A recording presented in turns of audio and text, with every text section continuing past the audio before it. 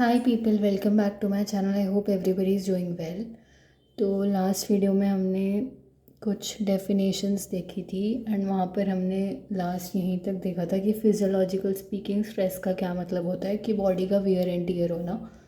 उसके आगे हम बात कर लेते हैं उसी चीज़ की।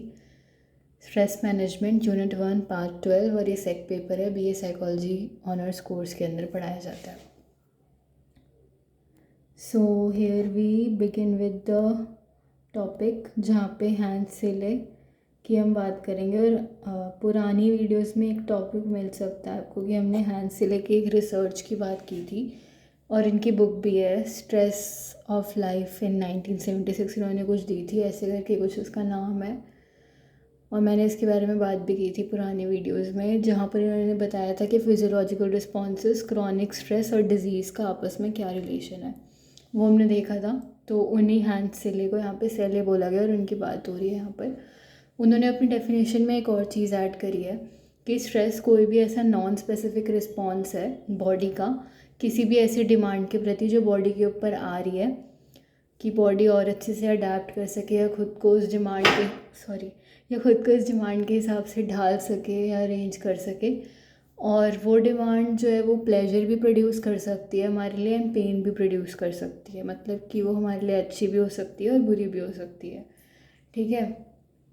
और हैंसले ने ये ऑब्ज़र्व करा है, ऐसा देखा है उन्होंने, कि जो भी कोई सिचुएशन होती है, अगर हम उसे एज अ गुड परसीव कर रहे हैं, मैं उसको एज गुड अप्रेस कर रही हूँ, उसको अच्छे नज़रिए से देख रही हूँ, वो मेरे लिए अच्छे कॉन्सिक्वेंसेस लेके आएगी। फॉर एग्ज़ाम्पल जॉब प्रमोशन, या बैड नज़रिए से देख रही हूँ, परसेप्शन मेरा उसको लेके बैड है, लॉस ऑफ अ जॉब ही छूट जाना, उस केस में फिजियोलॉजिकल रिस्पॉन्स, बॉडी का जो रिस्पॉन्स आएगा और जो अराउजल होगा जो मेरी बॉडी इंड्यूस करेगी किसी भी स्ट्रेसफुल सिचुएशन को लेकर, वो सिमिलर होगा बहुत। यानी कि यहाँ पे कहना चाह रहे हैं कि जो बॉडी होती है हैंड सिले के हिसाब से, उसको नहीं पता होता है difference between the good and the bad stress.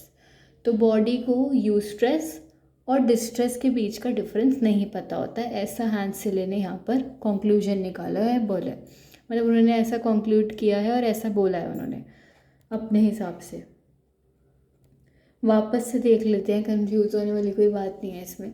Hensley ने सबसे पहले इनकी हमने डेफिनेशन देखी थी पहले, उन्होंने बस अपनी डेफिनेशन में ये ऐड कर दिया कि स्ट्रेस एक कोई भी ऐसा नॉन स्पेसिफिक रिस्पॉन्स है हमारी बॉडी का किसी भी ऐसी डिमांड के प्रति जो हमारी बॉडी के ऊपर डाली जा रही है, कि हमारी बॉडी अडेप्ट कर सके और अच्छे से खुद को ढाल सके सिचुएशन के हिसाब से।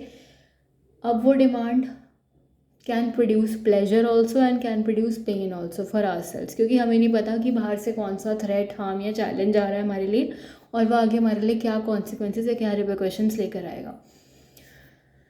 देन हैंसले ने ये ऑब्जर्व करा, ये देखा कि कोई भी सिचुएशन को या तो मैं अगर अच्छा परसीव कर लूँ, फॉर एग्ज़ाम्पल जॉब प्रमोशन हो रहा है कि जॉब है मैं उसमें और आगे ऊपर वाली पोजीशन पे प्रमोट हो रही हूँ, मतलब और अच्छी कमाई मिलेगी, या फिर एज बैड परसीव कर लूँ मैं किसी भी सिचुएशन को कि मेरी जॉब थी और वो भी हाथ से चली गई, अब अर्निंग का कोई सोर्स ही नहीं बचा। तो फिजियोलॉजिकल रिस्पॉन्स और अराउजल जो होगा ना बॉडी का, दोनों केसेस में सिमिलर और सेम रहेगा। देन उन्होंने ये कंक्लूड किया कि हैंड सिले के हिसाब से जो हमारी बॉडी होती है ना, उसको डिफरेंस और फ़र्क नहीं पता होता है यू स्ट्रेस और डिस्ट्रेस के बीच में, यानी कि अच्छे स्ट्रेस और बुरे स्ट्रेस के बीच में। ठीक है।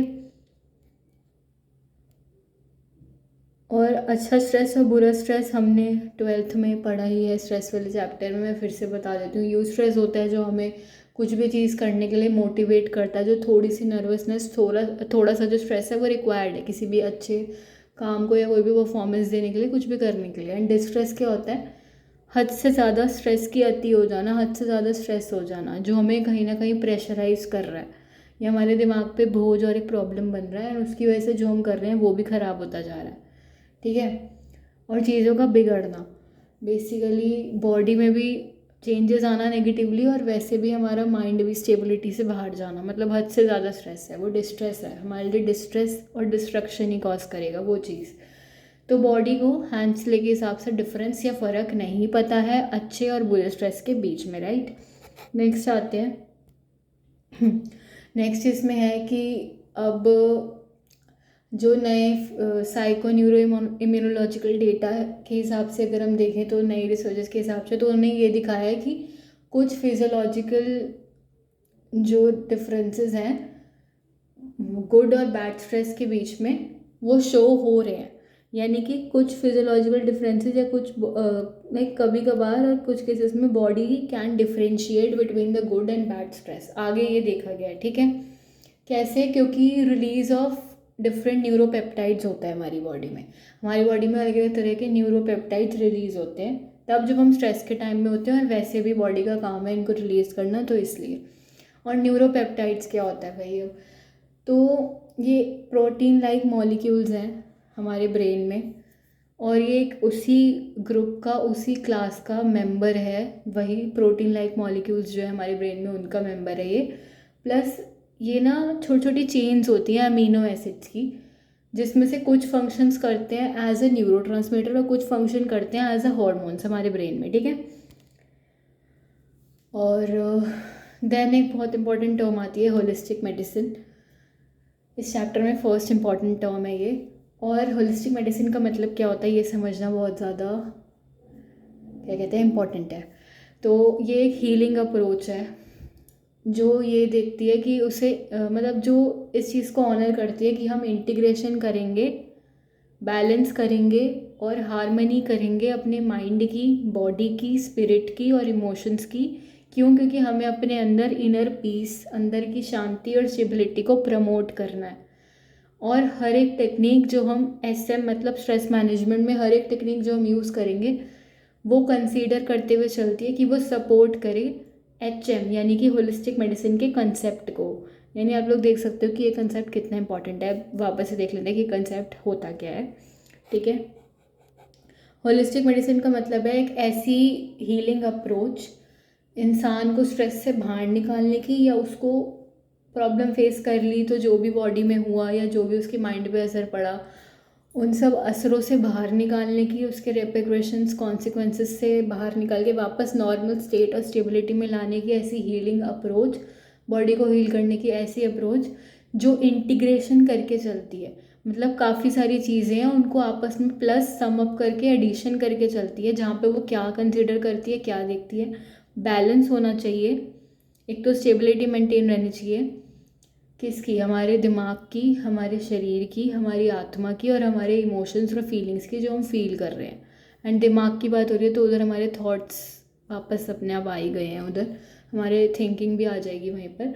तो ये इसका बस ये इंटीग्रेशन करती है कि हमारा बैलेंस रहे और हार्मनी और शांति बनी रहे, इन चीज़ों के बीच में एक कनेक्शन और क्या कहते हैं स्टेबिलिटी बनी रहे। किसमें? हमारे माइंड में, बॉडी में, स्पिरिट में और इमोशंस में। क्यों बनी रहे? क्योंकि मुझे प्रमोट करना है अपने अंदर इनर पीस, अंदर की शांति चाहिए मुझे, स्ट्रेस से खुद को इतना अफेक्ट नहीं करना है। तो ये था होलिस्टिक मेडिसिन का कंसेप्ट। और स्ट्रेस मैनेजमेंट में जो भी कोई टेक्निक हम लोग देखने वाले हैं, जो भी कोई टेक्निक यूज़ होगी, वो कंसीडर करती है कि वो सपोर्ट करे होलिस्टिक मेडिसिन के कंसेप्ट को। आई होप इतना समझ में आ गया होगा। कुछ भी डाउट हो, कोई भी अक्षर समझ में ना आया हो, कुछ भी लगे कि मुझे तो वापस से पढ़ाना चाहिए और मैंने अच्छा नहीं पढ़ाया या मैंने कुछ गड़बड़ कर दिया, मैंने कुछ गलत भी पढ़ा दिया हो, तो please do ask freely, please feel free to ask. And if you want कि मैं कोई और भी सब्जेक्ट्स पढ़ाऊँ तो कृपया करके मुझे बताने का कष्ट उठाएं, कृपया करके कमेंट्स में लिखें, मुझे बताएं अपने किताबों के नाम, topics which you want me to teach, then I will do for sure. And if you want me to repeat any topic, any specific कोई हो जिसमें बहुत ज़्यादा डाउट हो या कन्फ्यूजन हो या कुछ हो या समझ ही ना आ रहा हो, बिल्कुल पल्ले ना पड़ रहा हो, you can freely ask me. And thank you so much अपना कीमती टाइम निकाल कर कीमती वीडियो देखने के लिए। एंड वही चीज़, कुछ भी समझ में नहीं आए तो पूछ लेना। एंड कीप सपोर्टिंग जिज्ञासा जग्गू फॉर मोर वीडियोज़।